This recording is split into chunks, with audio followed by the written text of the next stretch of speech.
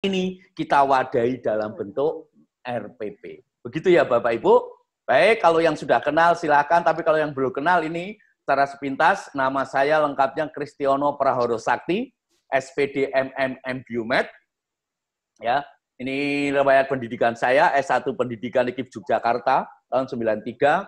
Saya mengambil 2 kali magister selama 20 tahun saya jadi guru, yaitu S2 yang pertama Magister Manajemen STI Budi Luhur, kemudian S2 yang kedua Magister Bionedik di Fakultas Kedokteran Universitas Indonesia. Terus saya jadi guru hampir 20 tahun, terus 2012 kemarin saya memutuskan pensiun dini. Nah, setelah saya pensiun dini, kemudian saya lebih berkonsentrasi menjadi penulis buku di penerbit Erlangga, karena sebelumnya saya juga sudah jadi penulis tapi kurang produktif. Nah, kemudian saya juga diminta oleh Erlangga untuk menjadi konsultan pengembangan produk. Nah, maka Bapak Ibu, sampai sekarang mungkin beberapa buku saya sudah tertulis lumayan banyak judulnya, baik dari SMP sampai SD, SMP maupun SMA. Ya, di SD sendiri saya sudah menulis beberapa seri buku. Yang pertama buku teks IPA, saya menulis ESPS IPA kelas 4, 5, 6. 1, 2, 3 saya belum berani menulis. Kemudian kemarin juga sudah terbit buku persiapan USBN, tapi sayangnya USBN-nya nggak jadi dilaksanakan. Ya, judulnya adalah All in One. Terus saya juga mulai bersama tim saya mengembangkan buku pendamping yang disebut sebagai Bu Petik. Ya. Apa sih Bapak Ibu mungkin bingung kalau yang sudah kenal sebelumnya ada tematik, ada Bu Petik, ada Bu Pena, ada Bu Petik. Ya. Kalau buku tematik jelas itu adalah buku utamanya. Erlangga mengeluarkan buku Bu Pena yang merupakan buku pendamping, dan mulai tahun kemarin Erlangga juga sudah mengeluarkan buku pendamping juga yang disebut sebagai Bu Petik. Apa sih bedanya Bu Pena dengan Bu Petik? Sama-sama buku pendamping. Kalau Bu Pena mendampingi buku tematik untuk mengembangkan kegiatan pembelajaran tematik, ya, basisnya adalah isinya nanti per PB. Apa artinya per PB? Bahwa buku Bu Pena itu isinya adalah pendampingan per pembelajaran sesuai dengan buku tematiknya. Nah, tetapi ada beberapa guru yang mengatakan, Pak, masih terlalu rumit juga. Maka Erlangga akhirnya bersama tim saya akhirnya mengembangkan buku kedua pendamping yang disebut sebagai Bu Petik. Nah, apa itu Bu Petik? Bu Petik itu isinya adalah ya, mendampingi seperti mendampingi buku tematik seperti Bu Pena, tetapi basisnya adalah subtema.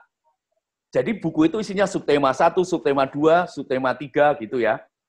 Terus masing-masing subtema nanti sudah dibuat pendampingannya bukan per PB, tetapi per muatan mata pelajaran dalam setiap subtema. Ya, nanti ada subtema 1, muatan bahasa Indonesia sendiri, muatan IPA sendiri, muatan IPS sendiri, muatan seni budaya sendiri, penjas sendiri, dan seterusnya. Sehingga dengan menggunakan Bu Petik ini, maka mau digunakan sebagai buku tematik boleh, digunakan untuk mendampingi sekolah-sekolah yang sudah mulai mengembangkan tidak tematik murni, tapi juga ada pendampingan untuk mata pelajaran pun bisa dilakukan. Oke, Bapak Ibu, kalau membutuhkan bukunya, silakan hubungi Erlangga terdekat untuk minta contoh apa itu Bu Petik. Dan juga ada buku SPS yang buku ramah anak malas membaca. Anak sekarang malas membaca, maka SPS adalah mencoba mengatasi itu dengan cara memberikan buku yang menarik, penuh gambar berwarna, banyak gambarnya, tulisannya sedikit, tapi ketika dikerjakan, dibaca, kemudian dikerjakan latihan soalnya, akan mengajak anaknya berpikir. Itu Bapak Ibu, saya tinggal di Karangtengah, Kota Tangerang, sekarang sedang PSBB juga, sudah lumayan lama, hampir sudah lebih dari 2 minggu. Ini ada alamat email saya, Bapak Ibu, pakkrispm@gmail.com. Ini juga ada handphone saya. Silakan Bapak Ibu yang mau berkomunikasi setelah sesi ini, mau nanya, mau diskusi, atau mau diskusi tentang naskah buku yang sudah ditulis dan sebagainya, silakan, siapa tahu kita bisa lebih produktif dengan berkomunikasi langsung itu. Baik, langsung saja Bapak Ibu ya, kita mulai. Nah, sebelum kita membahas ERPP-nya, saya buka dulu mulai dari bagaimana sih isi pendidikan di Indonesia sebenarnya. Potretnya seperti apa? Nah, potret ini kita bandingkan dengan pendidikan di negara-negara maju seperti misalnya di Eropa. Apa bedanya? Ya, kita lihat kalau di Eropa juga ada pendidikan TK, PAUD, ya, prasekolah, lalu SD, SMP, SMA, universitas. Di Indonesia pun sama, walaupun namanya beda. Apa yang berbeda? Di negara-negara maju ini, dari TK sampai perguruan tinggi, mereka memiliki orientasi yang berbeda-beda. Ya, dari SD manajemen diri, TK manajemen diri, SD eksplorasi lingkungan, SMP menemukan dan mengembangkan bakat, SMA merancang karir masa depan, universitas mematangkan core skill individunya, dirinya. Tapi di Indonesia apa yang terjadi? Walaupun kurikulumnya sudah coba dikembangkan, tetapi yang terjadi dalam praktek di lapangannya, orientasinya ternyata hampir semua sama, yaitu belajar untuk ujian. Halo Bapak Ibu, mungkin kedengarannya sangat kasar, tapi kalau kita cek, betulkah seperti itu? Nah, ternyata memang betul Bapak Ibu. Ini yang terjadi.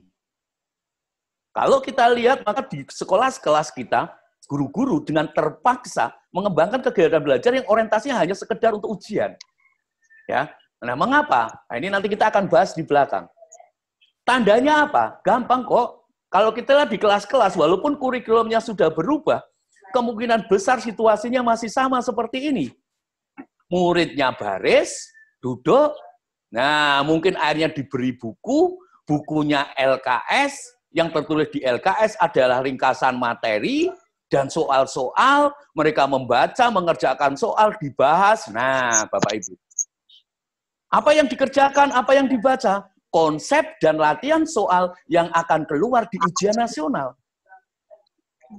Ini Bapak Ibu. Yang kedua, nah, mungkin masih akan sama. Muridnya duduk baris, ya kan? Nah, ini ada gurunya yang menjelaskan di depan, karena gurunya hebat sekali, menjelaskannya menarik, maka siswanya akan duduk, nah, baris ke depan, memperhatikan gurunya. Apa yang dijelaskan? Mungkin juga akhirnya tetap konsep-konsep yang akan keluar di ujian lagi. Atau begini, gurunya mungkin di papan tulis, ngomong sambil menulis di papan tulis, muridnya memperhatikan, nah, nanti juga mencatat. Apa yang dijelaskan, apa yang dicatat, kembali lagi soal-soal, konsep-konsep, dan soal-soal yang akan keluar di ujian. Halo Bapak Ibu, kurikulum sudah berubah terus, tetapi kenyataannya di lapangan yang terjadi tidak secara signifikan mengubah kondisi kelas di Indonesia. Mengapa ini terjadi? Saya tidak sepakat kalau mengatakan gurunya salah, gurunya nggak kreatif, gurunya bodoh, dan sebagainya. Tidak. Mengapa walaupun kurikulumnya berubah, dilatih terus-menerus, guru-guru tidak berubah? Karena memang itu tuntutan. Mengapa tuntutan? Walaupun mengajarnya walaupun nanti mengajarnya macam-macam seperti apa, selama masih ada ujian nasionalnya, mau ujiannya tadi, maka apa yang terjadi? Guru pasti akan sengaja mengajar supaya sesuai dengan ujiannya. Ini Bapak Ibu. Nah, maka bagaimana situasi sekarang? Apakah dengan situasi sekarang ini nanti tahun ajaran depan, apakah kita memungkinkan melakukan perubahan-perubahan tadi? Nah, bagaimana kita akan melakukan perubahan? Nah, ini yang akan kita bahas pada sesi-sesi, pada materi berikutnya ini. Ini Bapak Ibu. Jadi, ini kira-kira wajah yang akan diubah. Secara sederhana jadi seperti apa? Baik, nah, maka muncullah sekarang istilah yang disebut sebagai pembelajaran abad 21. Apalagi Bapak Ibu yang sekarang terpaksa mengajar dari rumah. Siswanya belajar dari rumah. Apa yang terjadi? Ya, akhirnya terpaksa ya dengan cara berbagai macam nanya sana sini, belajar sana sini, akhirnya guru-guru juga menggunakan alat-alat komunikasi modern, menggunakan handphone, menggunakan laptop, menggunakan internet untuk interaksi belajar. Nah, akhirnya siswa juga di rumah sama, nanti dia cukup membuka laptop atau membuka handphonenya, maka ini, wow, ini udah canggih ini. Oh, ini pembelajaran abad 21. Nah, maka mulai mengatakan bahwa sekarang guru-guru sudah mulai masuk pembelajaran abad 21. Betulkah itu? Nanti kita akan lihat. Ya. Atau nanti kalau udah masuk lagi, karena sudah terbiasa menggunakan alat-alat komunikasi canggih tadi, menggunakan digital, dan sebagainya, maka mungkin nanti masuk ke sekolah sudah berubah. Berubahnya seperti apa? Mungkin nanti ambil kebijakan bahwa anak datang ke sekolah nggak perlu membawa buku, belajarnya cukup dengan hanya menggunakan gadgetnya, bisa pakai tablet, bisa pakai handphone, pakai laptop, maka prosesnya seperti ini. Apakah ini pembelajaran abad 21? Belum tentu. Belum tentunya di mana? Nah, kalau pembelajaran menggunakan teknologi canggih ini, menggunakan daring ini, menggunakan online ini, menggunakan internet ini, tetapi kalau kegiatan belajarnya masih berupa menghafalkan fakta dan konsep, mungkin melalui modul yang susun gurunya, mungkin mencari di Google, di YouTube, dan sebagainya. Kalau selama kegiatan belajarnya masih didominasi dengan hafalan fakta dan pemahaman konsep, maka Bapak Ibu, yang seolah-olah pembelajaran abad 21 sebenarnya tidak bergerak kemana-mana. Alatnya saja yang berubah, tetapi proses belajarnya masih sama dengan yang kemarin-kemarin. Nah, mengapa ini bisa terjadi? Nah, ini Bapak Ibu, alat itu bukan merupakan tujuan. Alat hanya menjadi sarana. Nah, jangan sampai alat menjadi tujuan, tetapi prosesnya tidak mengalami perubahan. Nah, perubahannya jadi seperti apa? Nah, kita lihat. Abad 21 itu ditandai dengan munculnya revolusi industri generasi 4, 4.0. Apa tanda-tandanya? Yang akhirnya mempengaruhi seluruh kehidupan manusia. Yang pertama, seluruh hidup kita sekarang sudah terintegrasi jaringan internet. Kita bisa melakukan seminar ini juga karena adanya internet. Semuanya berhubungan dengan internet. Maka ini mengubah cara berbisnis, cara belajar, cara mengumpulkan informasi, cara berkomunikasi, dan sebagainya. Yang kedua, karena adanya internet, maka semua orang bisa sharing apapun, bisa menunjukkan apapun, bisa membagikan apapun. Maka akibatnya apa? Akibatnya kita akan berhadapan dengan lautan informasi, lautan data-data. Maka hidup kita setelah hari berhadapan dengan data-data. Maka kalau kerjaan kita semua nyari informasi, membaca berita, maka seharian kita bisa habis hanya untuk membaca berita, hanya goyang-goyangin layar handphone kita. Banyak sekali, maka big data. Yang ketiga, yang ada beberapa cerita, tapi ini yang menurut saya relevan untuk kita bahas di dalam pembelajaran. Yang ketiga adalah kecerdasan buatan. Manusia mulai berpikir untuk menyerahkan kegiatan-kegiatan hidup yang sederhana yang nggak perlu mikir kepada alat. Maka manusia mulai membuat alat. Sopir pun lama-lama nggak ada, karena mobil sudah otomatis nggak perlu pakai sopir. Nah, Bapak Ibu, kecerdasan buatan. Sekarang pun pasien COVID sebentar lagi mungkin akan muncul robot-robot yang akan menangani pasien COVID tanpa ada orang. Sehingga tidak akan menulari robot ini. Nah, ini Bapak Ibu. 3 hal ini mempengaruhi. Nah, bagaimana ketiga ciri revolusi generasi 4 ini akan kita implementasikan di dalam pembelajaran. Maka yang muncul apa? Nah, maka muncullah bagaimana kompetensi abad 21. Bagaimana kita akan mengembangkan kompetensi yang sesuai atau nyambung dengan kondisi abad 21 yang ditandai dengan revolusi industri generasi 4 tadi. Nah, kompetensi tersebut ditandai dengan 4C, yaitu critical thinking, kolaborasi, komunikasi, dan kreativitas. Nah, sekarang salah satu jalurnya bagaimana untuk menggunakan ke-4C tadi. Nah, beberapa ahli termasuk saya lebih cenderung menggunakan C pertamanya adalah critical thinking, berpikir kritis. Mengapa? Karena berpikir kritis ini adalah awal untuk pengembangan kompetensi. Apa artinya berpikir kritis? Artinya berpikir kritis adalah kita selalu mengajak anak-anak untuk mempertanyakan. Pertama-tama mempertanyakan. Setiap ketemu sesuatu, mengamati sesuatu, mendapat informasi sesuatu, pertama-tama harus mempertanyakan. Mulai dari benar enggak, terus sampai bagaimana dan seterusnya. Itu critical thinking. Munculnya akibat dari critical thinking ini, maka muncullah rumusan masalah atau permasalahan. Maka setiap mendapatkan informasi, setiap menemukan kejadian dan sebagainya, akan memunculkan rumusan masalah. Nah, rumusan masalah inilah yang akan menjadi pintu gerbang masuknya C berikutnya. Nah, critical thinking ini kalau di dalam pembelajaran dengan pendekatan saintifik seperti di kurikulum 2013 itu disebut sebagai, kan di sana saintifik itu ada 5M. Critical thinking itu 2M yang pertama, mengamati dan menanya.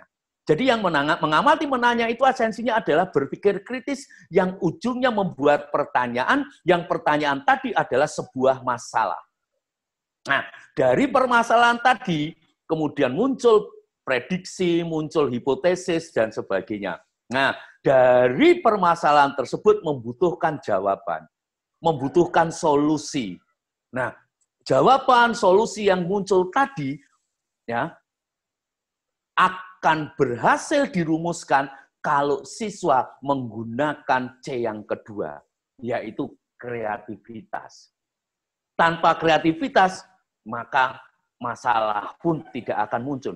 Tanpa critical thinking, nggak pernah muncul masalah. Kalau nggak pernah muncul masalah, maka tidak akan pernah muncul solusi. Nah, gabungan antara critical thinking dan kreativitas ini menghasilkan inovasi. Inovasi. Nah, inovasi inilah ya yang kemudian mengakibatkan muncullah hal-hal baru. Nah, di dalam kompetensi abad 21, critical thinking dan kreativitas ini disebut sebagai cara berpikir abad 21. Jadi kalau kita akan mengimplementasikan pembelajaran abad 21, pertama-tama yang harus kita ajarkan kepada siswa kita adalah kompetensi berpikir abad 21. Yaitu apa? Critical thinking dan kreativitas. Hasil kreativitas sekali lagi adalah inovasi. Nah, untuk merealisasikan, untuk mewujudkan ya inovasi yang sedang dipikirkan, dirancang tadi, untuk abad 21 ini hampir mustahil bisa dilakukan sendiri. Hampir mustahil untuk dilakukan sendiri. Misalnya, kalau seorang siswa punya pemikiran bagus, pengen, kalau ini dipecahkan harus begini. Nah, ketika dia membuat alat inovasi, dia membutuhkan sistem digital. Tapi dia sendiri nggak menguasai sistem digital. Mungkin dia bisa belajar, tapi lama nanti untuk belajar. Maka paling cepat setelah dia punya pemikirannya, butuh konten digital, butuh sistem digital, maka cara tercepat harus berkolaborasi. Nyari orang yang punya kemampuan digital tadi. Mengembangkan, maka muncullah kolaborasi. Itu berarti C yang berikutnya. Nah, ketika berkolaborasi membutuhkan juga komunikasi. Maka keterampilan berikutnya yang muncul adalah komunikasi. Nah, kolaborasi dan komunikasi dalam konteks pembelajaran abad 21 disebut sebagai cara bekerja abad 21. Jadi 4C pada esensinya adalah ya, kalau kita implementasikan di dalam kegiatan pembelajaran, maka kita sedang dalam rangka mengimplementasikan atau mengembangkan kompetensi cara berpikir abad 21 dan cara bekerja abad 21. Inilah esensi dari pembelajaran abad 21. Nah, baru kalau kita sudah tahu apa yang akan kita implementasikan, maka mungkin kita membutuhkan teknologi. Mungkin kita membutuhkan internet. Maka kalau sekolah-sekolah Bapak Ibu yang kebetulan di perkotaan, jaringan internetnya tersedia, siswa dan orang tuanya juga memungkinkan menggunakan berbagai alat yang dibutuhkan, maka silakan implementasikan pembelajaran digital untuk mengajak siswa meningkat, berkembang kompetensinya dalam rangka berpikir dan bekerja abad 21. Tetapi kalau sekolah-sekolah Bapak Ibu di pedalaman, internet masih suka nggak ada, suka mati-mati, listrik juga nggak ada, orang tua dan siswa juga tidak punya kemampuan untuk membeli alat-alat canggih tadi, sekolah juga tidak mengadakan itu, maka yang nggak usah memaksakan diri. Bukan peralatannya, bukan caranya yang menjadi utama. Yang menjadi utama berarti kita akan mengajak siswa berpikir dan bekerja abad 21. Walaupun belum menggunakan teknologi canggih, alat komunikasi seperti sekarang. Itu ya Bapak Ibu ya. Jadi esensinya adalah bagaimana kita mulai mengajak anak berpikir abad 21 dan bekerja sesuai dengan tuntutan abad 21. Itu esensinya. Nah, sekarang bagaimana kita akan mengimplementasikan 4C dalam kegiatan belajar? Nah, kita mulai. Muncul juga tahap sebelum ini. Ada lagi yang disebut sebagai STEAM. STEAM ini juga sama, sebenarnya mulai ketika menerapkan STEAM, yaitu apa? Pembelajaran yang menggabungkan sains, teknologi, engineering, art, dan math ini jadi satu. Ini juga sebenarnya esensinya kolaborasi. Nah, dalam kolaborasi ini, bagaimana dilaksanakan? Sebelumnya lama ribut terus, tapi sekarang menjadi berhenti. Kenapa berhenti? Bingung ketika akan diterapkan. Kalau di SD nggak jadi masalah. Dengan tematik terpadu, maka kita sebagai guru punya kesempatan untuk menerapkan STEAM ini. Karena STEAM ini pada prinsipnya ada penggabungan beberapa mata pelajaran. Tetapi bagaimana dengan di SMP dan SMA? Apakah mereka juga akan tematik terpadu seperti di SD? Ini menjadi permasalahan. Kalau nggak tematik terpadu, bagaimana STEAM digunakan? Nah, ini masih rumit, maka sampai hari ini juga nampaknya mulai mengendor, Bapak Ibu. Baik. Nah, ketiga, ada istilah HOTS. Apa dengan HOTS dengan pembelajaran abad 21 hubungannya? Tadi, abad 21 adalah akan mengajak anak berpikir abad 21 dan bekerja abad 21. Wujudnya seperti apa? Wujudnya adalah berarti kita akan mengajak siswa ya nanti di dalam proses pembelajaran hasil akhirnya yang diperoleh bukan hanya hafalan fakta dan konsep, tetapi lebih dari itu yaitu pengembangan kemampuan berpikirnya. Nah, berpikir seperti apa? Berpikir abad 21. Yaitu berpikir pada level yang tinggi. Berpikir pada level yang tinggi. Nah ini, maka hasil dari pembelajaran nanti abad 21 bisa kita lihat dari perubahan pengembangan berpikir siswa kita. Dari yang semula berorientasi kepada hafalan dan pemahaman, sekarang harus naik menjadi level yang lebih tinggi dari itu. Nah, maka Bapak Ibu, kita sekarang buka dulu sedikit. Berpikir level tinggi itu seperti apa? Berpikir level tinggi itu seperti apa? Nah, kita mulai dengan definisinya. Saya sengaja ambilkan definisi yang menurut saya paling sederhana, paling mudah dipahami, dan paling operasional. Apa itu berpikir level tinggi? Atau HOT? HOT atau berpikir level tinggi adalah, ya, HOT adalah berpikir yang lebih tinggi daripada sekedar mengingat fakta. Ini mengingat fakta, menyatakan kembali fakta, atau mengaplikasikan aturan, rumus, dan prosedur. HOT adalah berpikir yang lebih tinggi daripada sekedar mengingat fakta, hafalan fakta, menyatakan kembali fakta atau berarti pemahaman konsep, dan mengaplikasikan rumus dan prosedur. Ini Bapak Ibu. Ya. Berarti berpikir yang lebih dari C1 hafalan, C2 pemahaman, dan C3 adalah aplikasi. Berarti harus C4, C5, dan C6. Sekarang permasalahannya adalah bagaimana caranya supaya ketika dalam proses pembelajaran, kemudian anaknya otomatis bisa berkembang pemikirannya sampai C4, C5, dan C6. Maka inilah yang kedua. Hot berarti kita harus bekerja dengan atau terhadap fakta. Hot artinya kita harus bekerja dengan fakta atau terhadap fakta. Dengan cara apa? Nah, ini yang paling penting. Bagaimana caranya? Maka kita harus lebih memahaminya.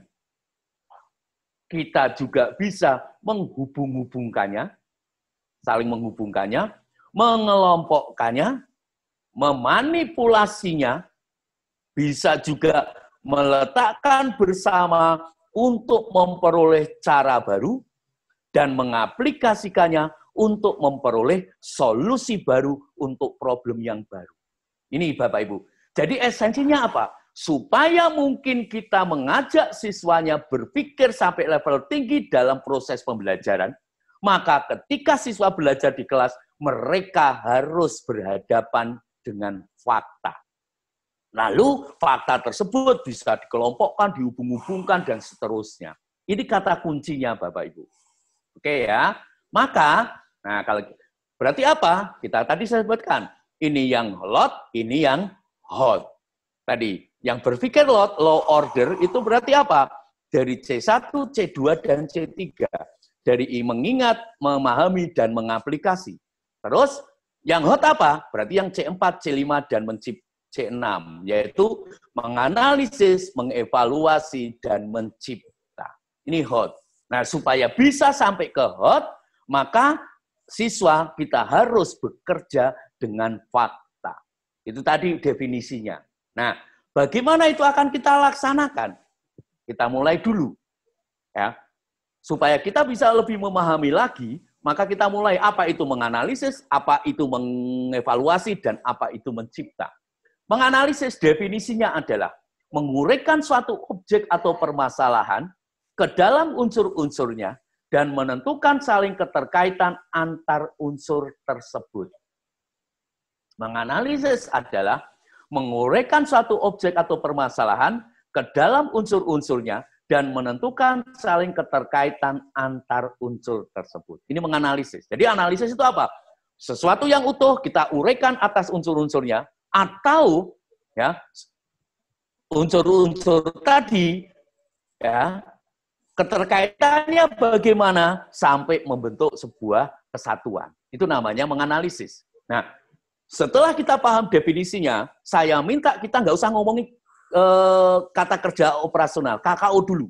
Karena kalau kita langsung masuk ke KKO, akibatnya makin membingungkan. Mengapa bingung? Karena di KKO tersebut nanti akan ada banyak istilah yang membingungkan. Karena biasanya arahnya untuk membuat indikator. Sementara kita singkirkan dulu KKO. Kita mulai bertanya, berpikir macam apa sih yang bisa masuk ke dalam menganalisis. Sehingga kita tahu nanti, kalau di kelas dalam proses pembelajaran, saya akan mengajak berpikir bagaimana supaya bisa termasuk kategori menganalisis. Nah, ternyata menganalisis itu hanya terbagi menjadi 3 pola berpikir. Menganalisis itu hanya ada 3 pola berpikir. Yaitu yang pertama, berpikir menguraikan. Yang kedua, berpikir mengorganisir. Dan yang ketiga, berpikir menemukan pesan tersirat. Bagaimana ketiganya itu? Kita lihat, kembali lagi harus pakai apa? Fakta, konsep, dan prosedur. Hadirkan faktanya, hadirkan konsepnya, gunakan prosedurnya untuk menghasilkan fakta tersebut. Dari situ, ajak kita berpikir menguraikan. Menguraikan artinya apa? Oh, menguraikan berarti kalau ini ada sesuatu yang utuh, bagaimana komponen-komponen unsur pembentukannya, nah itu menguraikan.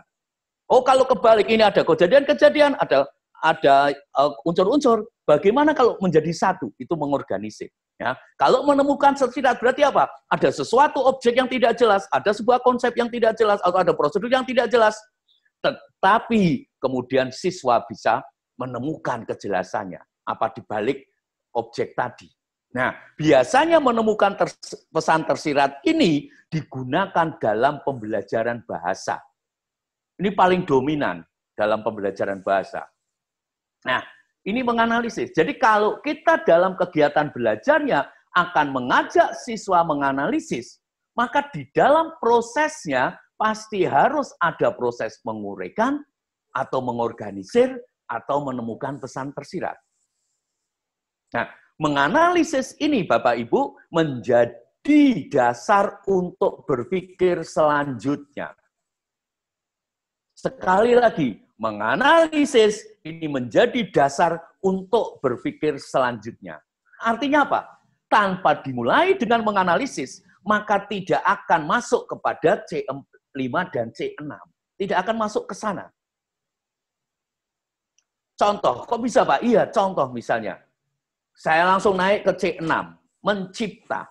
Semua orang berpikir kalau mencipta itu ada hasil. Nah, kalau ada suatu hasil, pasti ini mencipta. Apakah betul? Belum tentu. Sesuatu yang dihasilkan, kalau tidak didahului dengan proses menganalisis, yang terjadi bukan mencipta, tetapi mengaplikasi. Karena aplikasi itu bisa hasilnya sebuah produk, sebuah hasil. Contoh, Bapak Ibu mengajak siswanya praktikum. Ya. Nah, praktikum tersebut hanya sampai menghasilkan data. Diberi prosedur tertentu sampai ketemu datanya. Maka data yang diperoleh tadi bukan sebuah mencipta, tetapi hanya mengaplikasi aturan atau prosedur. Atau Bapak Ibu misalnya menugaskan siswa membuat sesuatu. Lalu diberi petunjuk kerjanya.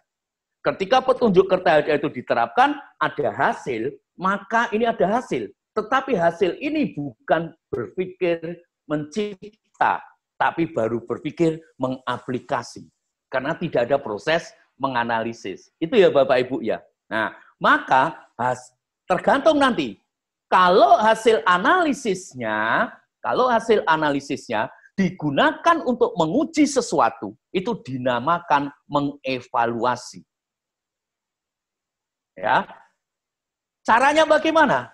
Dengan cara membuat suatu pertimbangan berdasarkan kriteria atau standar yang ada. Membuat suatu pertimbangan berdasarkan kriteria atau standar yang ada. Itulah namanya mengevaluasi.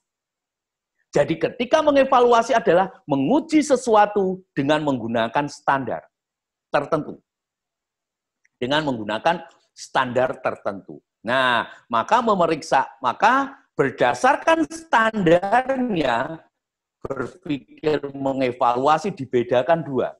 Kita mulai, mungkin bisa dihadirkan faktanya, berupa apa? Misalnya masalah, nah, atau kejadian, ataupun sebuah hasil, dan sebagainya. Maka hadirkan faktanya, konsepnya, prosedurnya.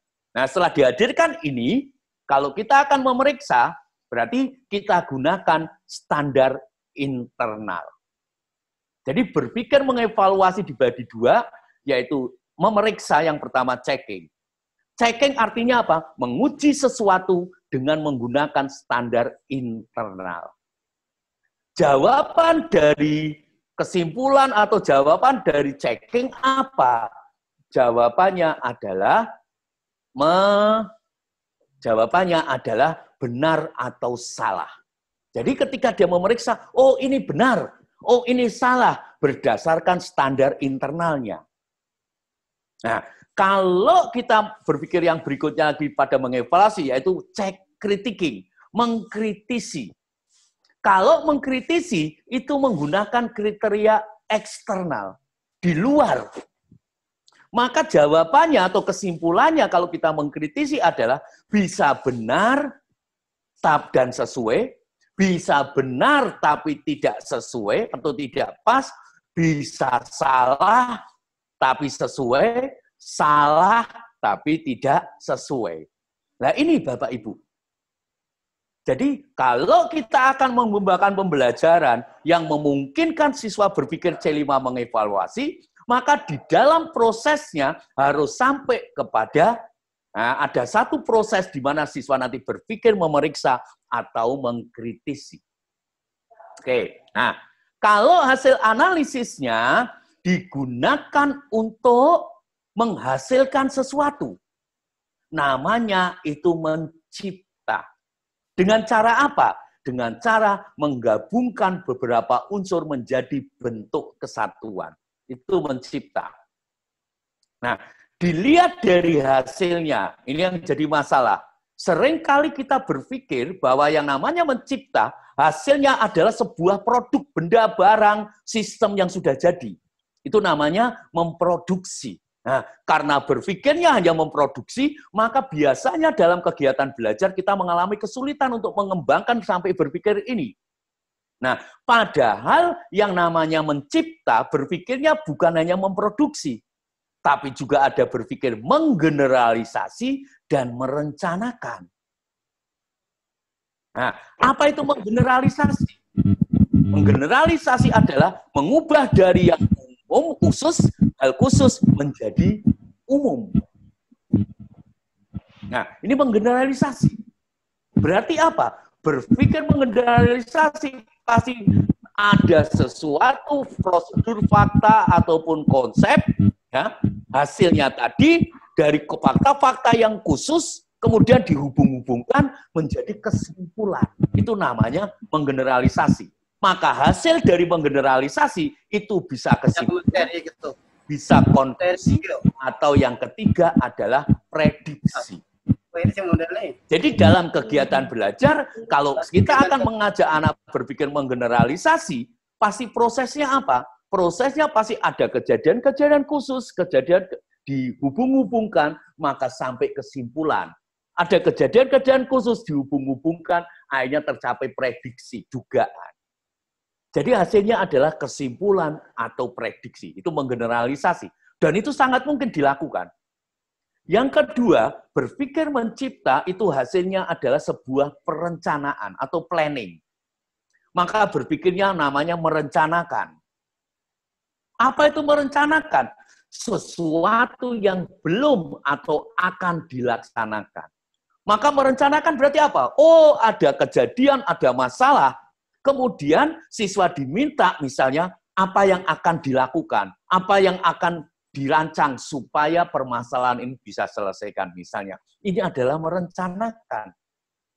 Maka di dalam kegiatan belajar akan sampai kepada level mencipta, berpikir merencanakan, kalau di dalam prosesnya nanti akan ada sesuatu yang kemudian masalah dan sebagainya, yang kemudian dibuat, direncanakan bagaimana menyelesaikannya misalnya. Ini Bapak Ibu, ini namanya merencanakan. Baru memproduksi, menghasilkan sesuatu alat, suatu benda, suatu misalnya sistem dan sebagainya. Ini adalah mencipta. Maka Bapak Ibu kesimpulannya apa? Kalau kita akan mengembangkan kegiatan belajar yang memungkinkan siswa kita berpikir pada level yang tinggi, maka di dalam kegiatan belajar tersebut harus ada minimal 1 dari 8 pola berpikir Hot. Dan ini tidak berkaitan secara langsung dengan metode. Sekali lagi, tidak berkaitan secara langsung dengan metode. Metodenya bisa apa saja. Tidak ada satupun metode pembelajaran yang nanti akan otomatis membuat siswanya jadi hot. Kok bisa begitu, Pak? Iya. Misalnya, Bapak Ibu mengajak siswanya diskusi. Apakah diskusi itu pasti hot? Belum tentu. Ya, kalau didiskusi, tetapi masalah yang didiskusikan hanya tentang fakta, ya, informasi tentang fakta, informasi tentang konsep, maka ini pasti belum hot. Supaya jadi hot, maka di dalam diskusinya harus ada permasalahan diskusi yang ketika itu dijawab harus menggunakan 1 di antara 8 pola berpikir hot. Bapak Ibu mengajak praktikum, pengamatan. Apakah ini pasti hot? Belum tentu juga. Kalau pengamatan, praktikum hanya sampai menggunakan cara tertentu untuk mendapatkan data tertentu, mendapatkan permasalahan tertentu, maka ini belum hot. Ini baru C3 juga. Supaya jadi hot, maka setelah praktikum harus ada langkah kegiatan berikutnya yang menggunakan minimal 1 di antara 8 pola berpikir ini. Misalnya ada pertanyaan-pertanyaan pengarah yang kemudian membawa anak menggunakan 1 di antara 8 pola berpikir ini. Ini Bapak Ibu ilustrasinya. Jadi, kalau kita akan ngomong pembelajaran abad 21, menerapkan 4C, ujungnya berpikir hot, maka kita tidak sedang berbicara metode. Tetapi bagaimana metode yang digunakan tadi harus ditambahkan langkah-langkah berpikir yang menggunakan 1 di antara 8 pola berpikir itu. Oke ya Bapak Ibu ya, ini adalah hot. Nah, sekarang sudah paham teori hot? Oh, hot itu seperti tadi, berpikirnya seperti ini. Nah, bagaimana kita akan sederhanakan lagi? Kita masuk Merdeka Belajar dulu. Mungkin Bapak Ibu banyak yang dalam hati komen, alah Pak Kris teori. Itu dari dulu sudah diperintahkan terus dalam kurikulum, dilatihkan terus. Tapi kenyataannya di lapangan nggak bisa dilaksanakan. Mengapa tidak bisa dilaksanakan? Ini tadi sudah saya sampaikan. Karena guru-guru kita terbelenggu. Terbelenggu oleh apa? Salah satunya adalah terbelenggu oleh adanya berbagai aturan yang memaksa guru-guru tidak berkembang. Contoh aturan apa? Ujian nasional. Ketika Bapak Ibu mau berkembang macam-macam, mengajak anak mikirnya macam-macam, belajar yang menarik dan sebagainya, itu menjadi mentah ketika kita dihadapkan pada kenyataan bahwa apapun yang kita kerjakan, ujungnya akan dinilai dengan ujian. Nah, ujian inilah yang akhirnya membelenggu. Karena mengakibatkan guru-guru berpikir, ngapain saya mengembangkan banyak hal? Ngapain saya berpikir ini itu, repot-repot? Kalau nanti tetap saja, walaupun belajarnya macam-macam, ketika dites dengan ujian nilainya jelek, maka sekolah dianggap berkualitas, guru dianggap nggak kompeten, dan siswa kita dianggap bodoh. Maka akhirnya apa yang terjadi? Ya guru-guru terpaksa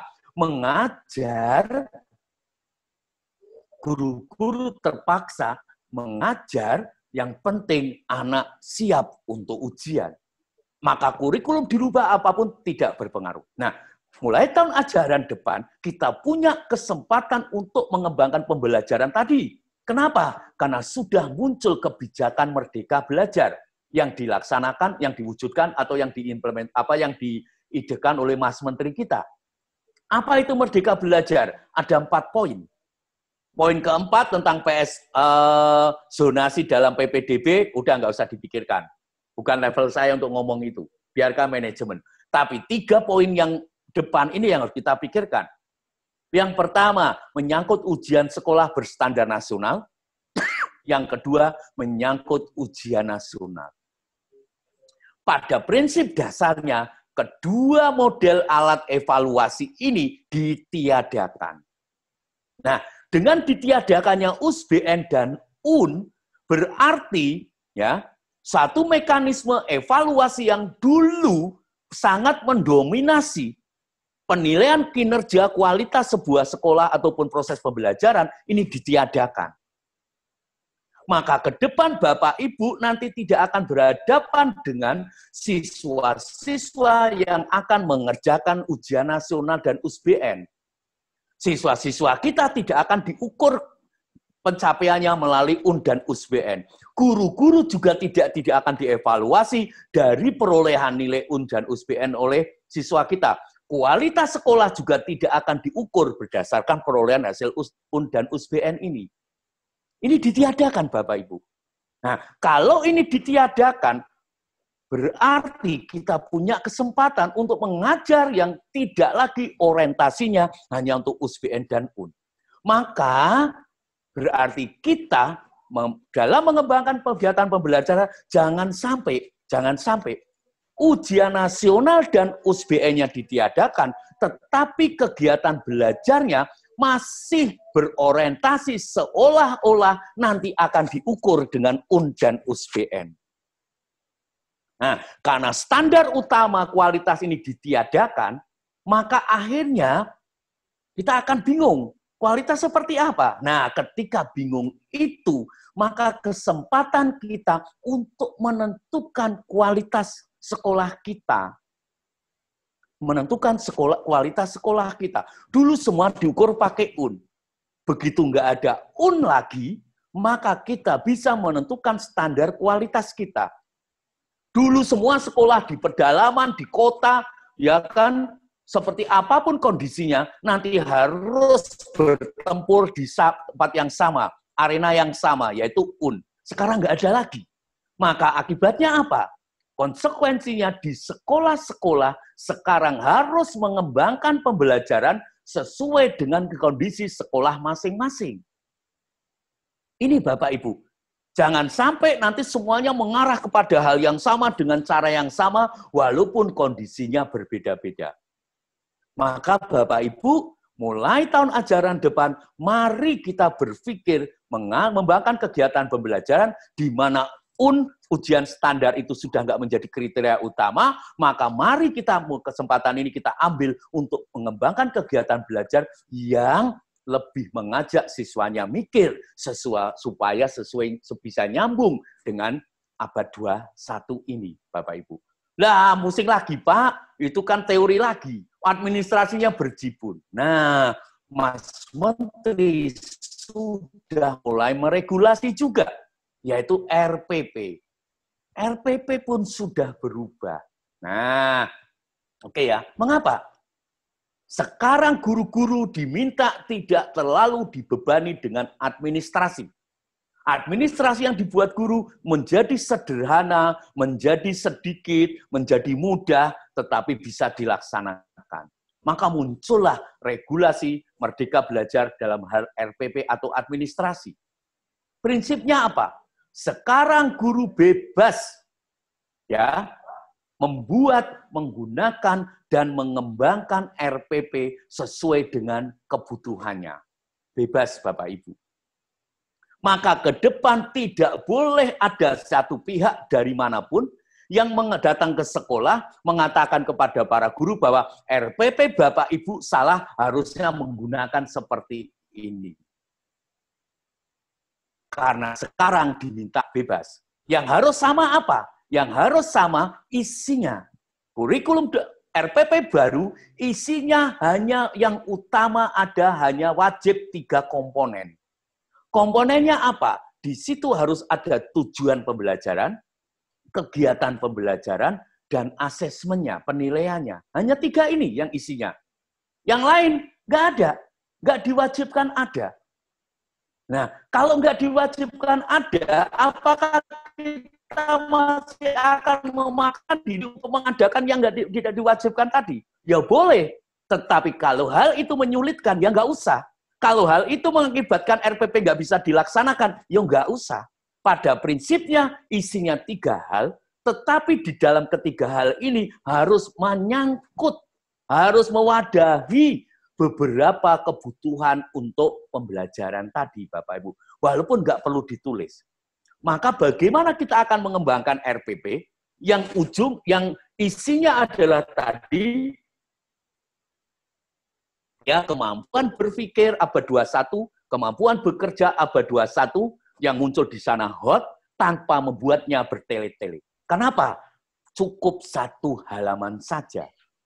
Dan prinsip yang ketiga, penulisan RPP itu harus dilakukan dengan efektif, efisien. Tidak bertele-tele. Sehingga guru memiliki banyak waktu. Ini Bapak Ibu, memiliki banyak waktu untuk mempersiapkan pembelajaran. Apa artinya mempersiapkan? Menyiapkan metodenya, menyiapkan alat bahannya, menyiapkan penilaiannya, dan sebagainya. Bukan administrasinya. Maka Bapak Ibu ini prinsipnya. Maka ujian nasionalnya ditiadakan berarti konsep yang akan keluar di ujian nasional bukan menjadi arah utama pembelajaran, maka kita bisa mengembangkan pembelajaran yang orientasinya lebih mengajak berpikir. Yang kedua, wadah untuk merencanakan tadi diubah menjadi sederhana, maka kita bisa menggunakan wadah yang sederhana tadi untuk menampung ide-ide pembelajaran yang kita inginkan. Maka ini yang Bapak Ibu esensinya. Bagaimana kita berpikir mengembangkan pembelajaran yang tanpa kita banyak berpikir macam-macam, itu bisa masuk. Nah, baik Bapak Ibu. Maka bagaimana berpikirnya? Nah, inilah siswa, saya gunakan satu cara yang sederhana, yaitu siswa aktif belajar. Apa artinya siswa aktif belajar? Nah, ini belajar, ini subjek, nah ini ada objek sebagai sumber belajar. Siapa subjek? Siswa. Nah, belajar itu artinya apa? Mengajak siswa sebagai subjek belajar berinteraksi dengan objek. Berinteraksi dengan objek. Tadi, dari objek itu akan muncul fakta, konsep, dan prosedur, Bapak Ibu. Berinteraksi dengan objek. Dan dengan menggunakan kurikulum 2013, tematik terpadu, sebenarnya guru-guru SD sudah dipaksa untuk menggunakan cara mengajar seperti ini. Mengapa? Karena di dalam buku tematik yang dipegang siswa dan diacu oleh guru dalam proses pembelajaran, isinya apa? Isinya hanya kumpulan objek. Hampir nggak ada konsepnya. Betul nggak? Di dalam buku tematik isinya apa? Hanya objek. Objeknya apa? Bisa gambar, bisa teks, bisa lagu, bisa puisi, bisa petunjuk kerja. Itu adalah objek. Nah, belajarnya seperti apa? Menggunakan buku tematik, berarti belajarnya mengajak siswa berinteraksi dengan objek-objek itu. Misalnya, di dalam buku ada teks lagu. Interaksinya bagaimana? Macam-macam. Ada yang anak-anak diminta mendengarkan lagu, ngikuti. Setelah paham, mereka maju satu-satu nyanyi. Oh, ada yang diajari nyanyi. Setelah itu bisa dibuat kelompok, mereka membuat kelompok berlima atau berempat untuk menyanyi sebuah lagu sambil bergaya menarinya dan sebagainya. Oh, atau diajari lagu sampai bisa kemudian menyanyikan dengan mata terpejam, menghayati syairnya, lalu membuat puisi berdasarkan lagu tersebut, dan sebagainya. Itulah interaksinya Bapak Ibu. Jadi belajar pada prinsipnya, hadirkan objeknya, sudah ada di buku tematik, bisa dirubah-ubah. Nah, ajak anak berinteraksi. Interaksinya bagaimana? Nah, macam-macam. Ada scientific, ada discovery, ada konsultiva, ada banyak hal. Tapi intinya adalah berinteraksi. Nah, baru di situ terjadi proses belajar. Maka Bapak Ibu dalam pembelajaran modern, tugas utama guru adalah apa? Mengubah atau mengembangkan objek-objek tadi supaya menjadi sumber belajar. Bagaimana berpikirnya? Maka berpikirnya adalah, saya beri 3 kotak ini. 3 kotak ini masing-masing punya pertanyaan sendiri-sendiri. Yang pertama, kompetensinya apa? Yang kedua, konsepnya apa? Yang ketiga, bagaimana mencapainya? Bagaimana caranya? Pertanyaan pertama, kompetensinya apa? Didapat dari mana? Nah, berarti kompetensi ini didapat dari rumusan KD. Maka Bapak Ibu kalau akan berpikir mengembangkan kegiatan belajar, mau tidak mau harus membaca KD-nya dan memahaminya. KD ada 4. Ya. KD yang pertama simbolnya adalah titik, 1 titik. Ada 2 titik. 2 KD ini adalah KD sikap. KD 1 itu adalah sikap spiritual, KD 2 adalah sikap sosial. Ini sudah ada. Tapi Bapak Ibu nggak usah terlalu repot dengan 2 KD ini. Kenapa? Karena ini adanya hanya ada di KD sikap spiritual, KDP di dalam muatan pelajaran PKN dan agama. Adanya di situ. Dan bersifat umum. Maka yang perlu diperhatikan lagi justru KD 3 dan KD 4-nya. KD 3 itu KD untuk pengetahuan. Apa yang penting? Nah, KD 3 kalau dibaca itu nanti akan memberi gambaran konsep apa yang harus dikuasai. Konsep apa yang harus dikuasai. Nah, dulu biasanya kita hanya sampai ini. Oh, KD-nya tentang respirasi misalnya, alat respirasi pernapasan, ya, maka langsung cari bukunya, baca bukunya, buat ringkasan materi, buat PowerPoint, lalu ceramah ngajar. Ya, ini sudah sampai sini saja. Sekarang tidak, harus tambah lagi satu langkah, bagaimana mencapainya. Untuk tahu bagaimana mencapainya, maka Bapak Ibu harus memahami KD 4-nya. Karena KD 4 itu menggambarkan bagaimana proses yang harus dilalui dalam proses pembelajaran itu. Saya berikan contoh misalnya, KD 3-nya bunyinya, ini bahasa Indonesia, misal, atau IPA dulu. IPA-nya bunyinya, memahami titik-titik-titik, ini KD 3-nya. KD 4-nya melaporkan hasil pengamatan. Maka kalau KD 3-nya melaporkan hasil pengamatan, maka di dalam kegiatan belajarnya harus ada kegiatan pengamatan. Itu yang penting. Kalau tidak ada kegiatan pengamatan, berarti pasti KD-nya itu tidak sesuai lagi. Belajarnya nggak sesuai dengan KD. Maka di dalam kegiatan pengamatan nanti akan ketemu data. Data-data dihubungkan, terbentuklah konsep, kesimpulan. Nah, kesimpulannya tadi merupakan konsep yang harus dikuasai. Jadi pembentukan konsepnya tidak dengan dijelaskan, tetapi dengan proses pengamatan sampai kesimpulannya. Maka proses mengamati sampai menemukan data, sampai menyimpulkan, itulah abad 21. Karena mengajak anaknya berpikir hot. Ini Bapak Ibu. Ya, misalnya bahasa Indonesia. Bahasa Indonesia KD-nya misalnya apa? Ya, menemukan apa? Ide atau ya menemukan gagasan pokok dan gagasan pendukung. Itu KD 3-nya. KD 4-nya ya, KD 4-nya adalah menyusun misalnya ya, atau menata gagasan pokok dan gagasan pendukung. Nah, menata dalam bentuk dan seterusnya. Maka kegiatan belajarnya pasti apa? Pasti akan dihadirkan teks baik lesan, tulis maupun visual. Kemudian mengamati, membaca, menemukan gagasan pokoknya harus ditata. Setelah ditata, mungkin disampaikan, dijelaskan, diwujudkan dalam bentuk presentasi dan sebagainya. Itulah kegiatannya. Maka Bapak Ibu sekali lagi, tugas kita yang paling pokok adalah, nah 3 hal ini. Membuat perencanaan RPP dengan cara melakukan 3 langkah ini. Nah, kalau sudah dibuat perencanaan pembelajaran seperti itu dilaksanakan, pembelajarannya dengan model yang saya jelaskan tadi, maka pasti ujungnya tetap pembentukan konsep atau konseptualisasi. Berarti KI 3-nya dalam bentuk KD 3 berkembang. Pengalaman belajarnya akan mengembangkan keterampilan ikutan. Ya, dan juga akan mengembangkan sikapnya.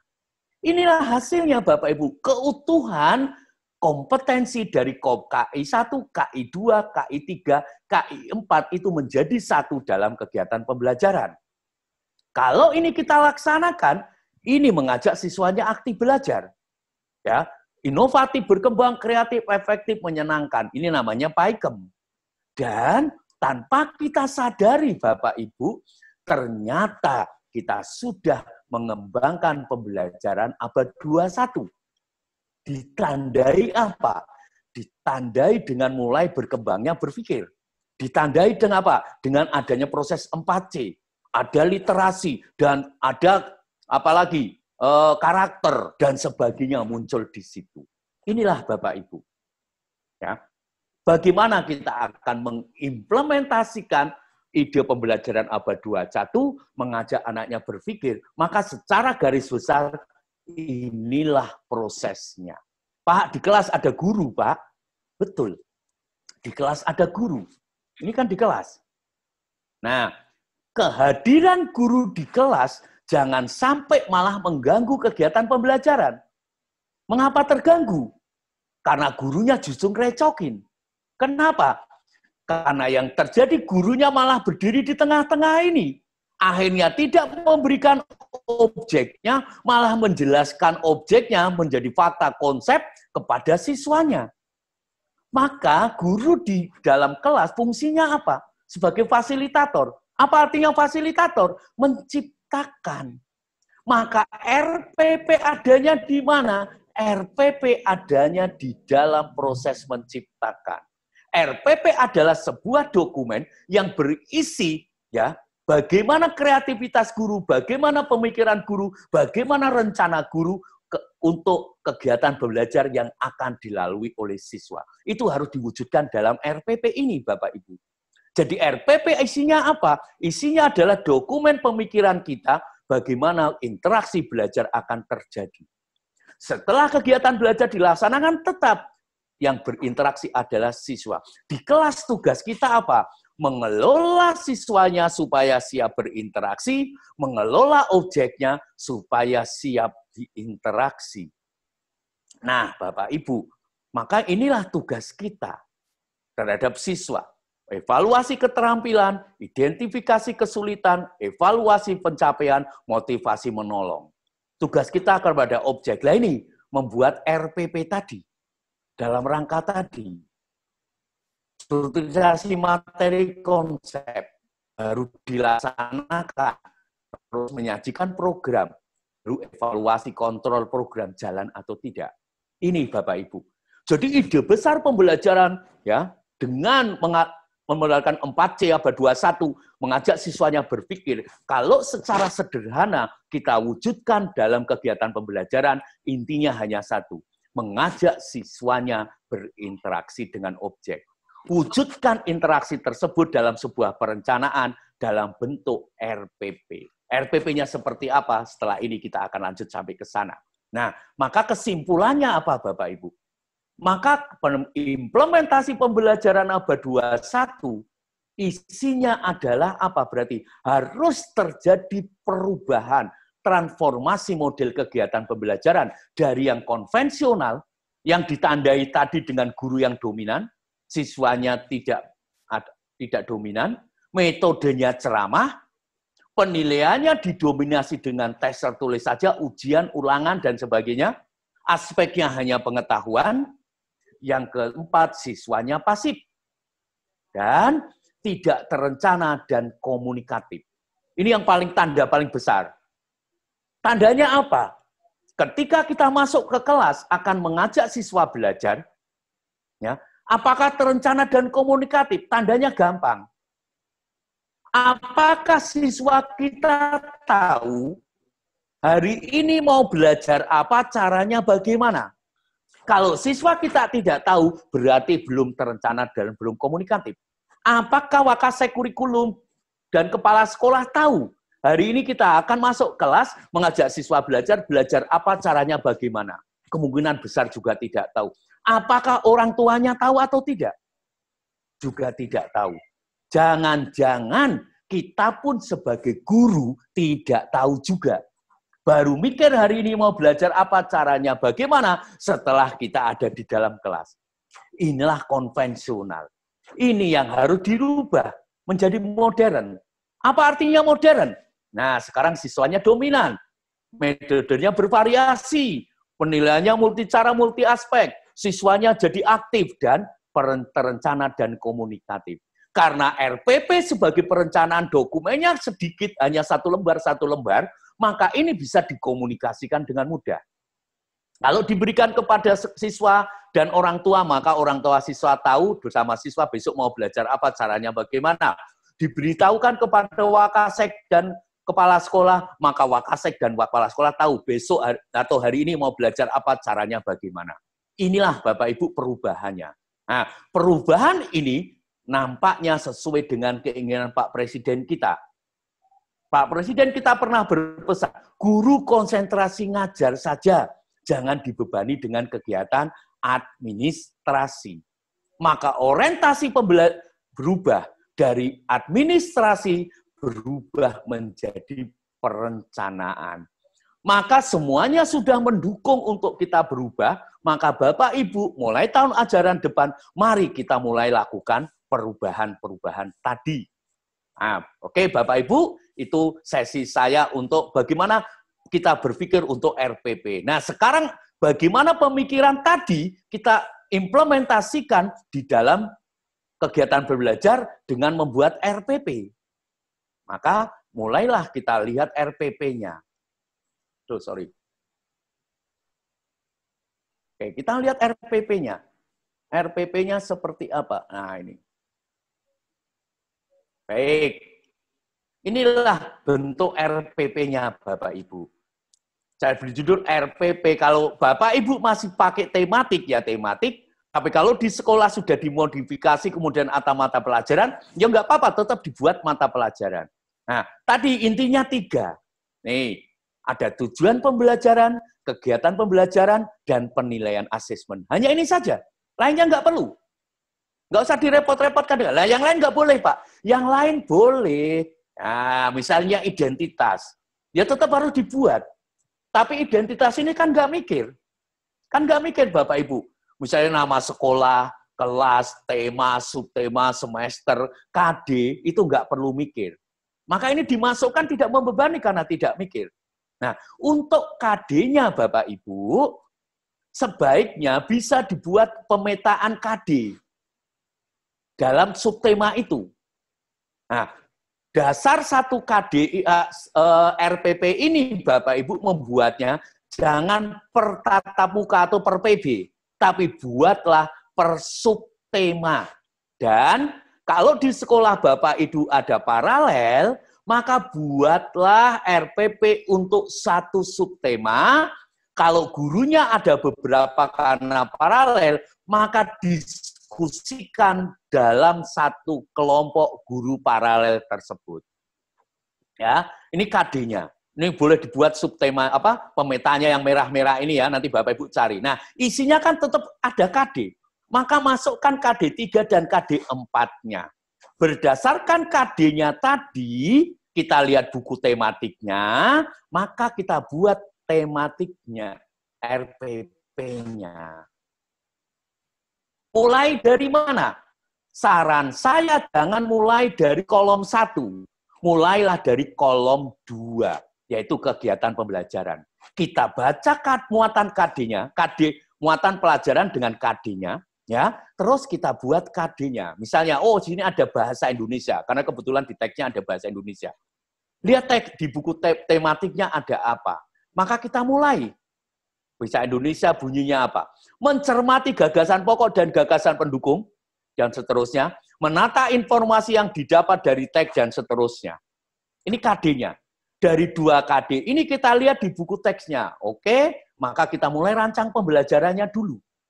Nah, karena di awal tema, maka kita mulai dengan tanya jawab untuk mengidentifikasi keragaman suku di antara peserta didik.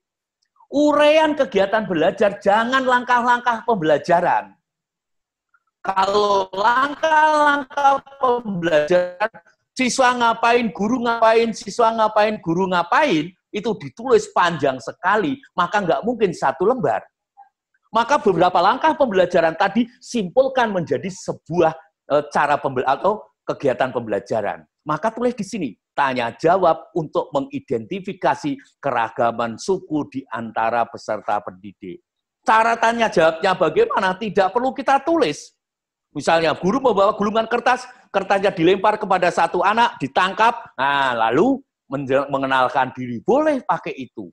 Boleh ditanya satu-satu juga boleh. Disuruh maju ke depan dulu mengenalkan diri juga boleh. Terserah. Oke ya Bapak Ibu ya. Maka yang berarti isinya tanya jawab untuk apa. Terus dilanjutkan dengan kegiatan inti. Apa kegiatan inti misalnya? Oh di situ ada teks. Di dalam teks maka kegiatan belajarnya apa? Membaca teks dalam hati atau membaca teks dengan senyap ya, dan diskusi berpasangan untuk menemukan gagasan pokok dan gagasan pendukung. Ini sudah ada di buku tematik halaman 1-5 misalnya. Sudah. Nah, kalau ini yang dikerjakan berarti harus diyakinkan bahwa siswa kita sudah bisa membaca dengan lancar. Kalau siswa kita belum bisa membaca dengan lancar, maka langkah kegiatannya bisa diganti. dengan membaca secara nyaring misalnya. Maka sesuaikan dengan kondisi siswa kita. Oke? Setelah diskusi, dilanjutkan langkah ketiga, presentasi gagasan pokok dan gagasan pendukung yang ditemukan secara berpasangan. Maka berdua maju. Mereka harus bagi tugas. Misalnya kamu bagi bagian yang peta di sini, ini bagian yang di sini. Maka maju. Terus, setelah maju cukup, ya sudah cukup, boleh. Dengan cara apa? Oh, sudah sampai sini. Tapi kalau hari ini saya akan melanjutkan untuk mengetahui bahwa siswa sebenarnya sudah bisa belum sih menemukan gagasan pokok dan gagasan pendukung, maka bisa dilanjutkan dengan latihan menemukan gagasan pokok dan gagasan pendukung dalam teks. Dari mana teksnya diperoleh? Bisa digunakan buku pena atau buku petik. Maka di situ buku pena halaman 4. Ini kegiatan belajarnya. Nah, setelah belajar ini, kita masuk ke tujuannya. Maka menggunakan rumusan kegiatan belajar ini, kita mulai susun tujuannya. Apa tujuannya? Dengan membaca teks dan berdiskusi berpasangan, peserta didik mampu. 1. Menemukan gagasan pokok dan gagasan pendukung. Menulis gagasan pokok dan gagasan pendukung dan saling keterhubungannya. Menyajikan gagasan pokok dan gagasan pendukung secara lisan. Apakah tujuan ini sesuai dengan KD? Mencermati gagasan pokok, menata informasi. Oh iya, ternyata ketemu. Ini mencermati dengan cara menemukan. Oh, menata informasinya. Oh, dalam bentuk saling keterhubungan dan menyampaikan, mempresentasikan. Halo, berarti sudah nyambung tujuannya dengan KD-nya. Maka kegiatan belajarnya sudah benar. Baru kita menginjak kepada penilaian. Penilaian di sana ada macam-macam. Ada penilaian sikap dengan observasi, penilaian pengetahuan dengan tes tertulis, tes lesan, atau penugasan. Keterampilan, ada kinerja praktek, kinerja produk, ada project. Maka masukkan ke sini. Tapi jangan masuk dari atas, guruk-guruk, tidak jelas ini untuk yang bagian mana. Maka tentukan di bagian mana kita akan menilai. Di bagian mana kita akan menilai. Ya, tidak sepanjang jam kita di kelas itu menilai, Bapak Ibu. Maka ketika siswa tanya jawab tadi, kita tidak bisa dinilai. Ya sudah tidak dinilai.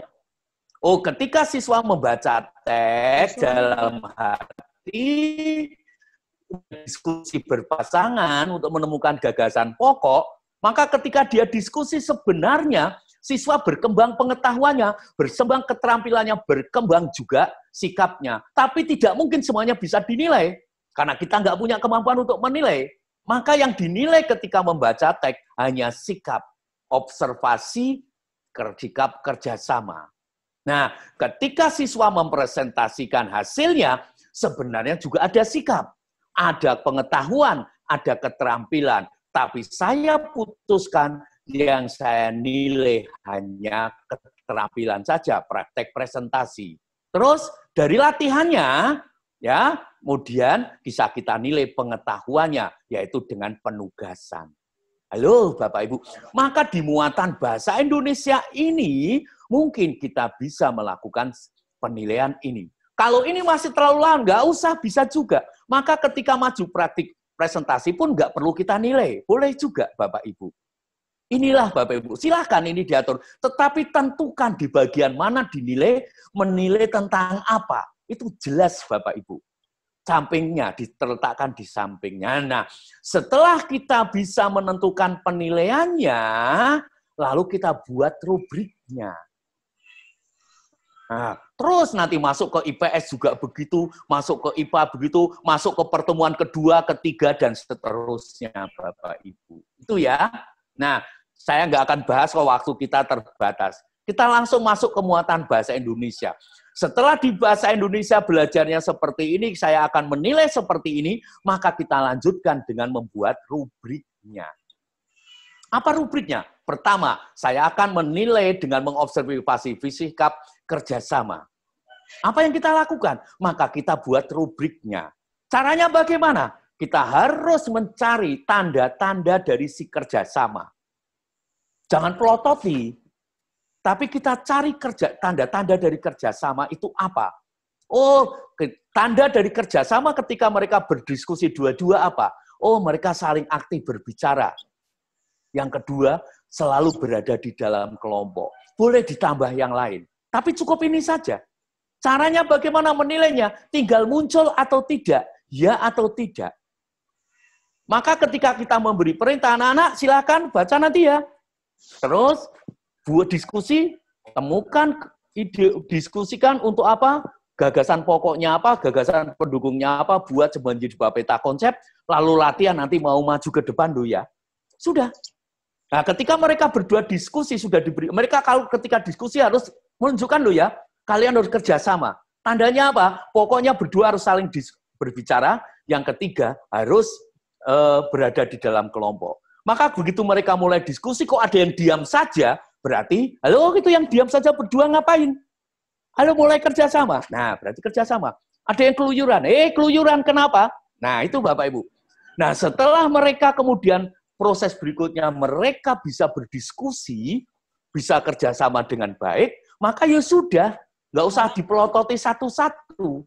Maka berarti semua sudah ya semua. Maka berarti Bapak Ibu sudah sukses menunjukkan kerjasama atau mengajak siswa kerjasama. Oke, saya akan lanjutkan dengan menilai keterampilan, kinerja praktek, presentasi. Apa yang bisa kita kerjakan sama? Cari tanda-tandanya. Apa artinya siswa sudah bisa presentasi dengan baik? Karena ini agak sedikit kompleks, maka kita bagi menjadi aspek-aspeknya dulu. Oh, saya akan menilai kemampuan berbahasanya. Yaitu apa? Oh, bahasanya harus jelas. Oh, bahasanya harus logis. Bahasanya harus sistematis. Apa artinya bahasa yang jelas? Oh, dapat didengar oleh siswa yang paling duduk belakang. Oh, kata yang diucapkan jelas lafalnya. Menggunakan kata dalam bahasa Indonesia baku, dan seterusnya. Buat tanda-tanda operasional di sini sebanyak mungkin. Nah, setelah itu baru kita mulai. Ya atau tidak, muncul atau tidak. Ketika dia presentasi, muncul atau tidak, sudah tinggal kita cari. Nah, setelah itu Bapak Ibu, ketika kita menilai, jangan langsung menggunakan rubriknya. Jangan langsung menggunakan rubriknya. Kenapa? Boros. Bayangkan kalau satu siswa satu lembar, maka punya 30 siswa berarti 30 lembar. Kalau sehari menilai 10 kali, berarti 1 rem habis. Boros Bapak Ibu. Maka apa yang dilakukan? Maka kita buat rubriknya, kita ubah menjadi daftar nilai atau format penilaian. Dengan cara apa? Maka ada nama, tadi aspeknya jelas, logis, sistematis. Nah, di sini nomor 1 tadi tanda-tandanya. Maka ketika anak maju, tinggal beri saja tanda di sini. Kalau nilainya 1 berarti muncul. Kalau tidak muncul, nilainya 0. Sudah, Bapak Ibu. Maka keluar skornya 7. Oh, 7 per 8 kali 100. Keluarlah daftar, keluarlah nilainya. Inilah Bapak Ibu yang kita kerjakan. Membuat rubrik penilaiannya. Oke, Bapak Ibu. Maka kesimpulannya apa? Kesimpulannya RPP-nya boleh 1 lembar per PB atau per pertemuan, 1 lembar, ya. Tetapi lampirannya mungkin bisa berlembar-lembar. Tetapi lampiran tersebut bisa dibuat secara bertahap ketika akan dilaksanakan.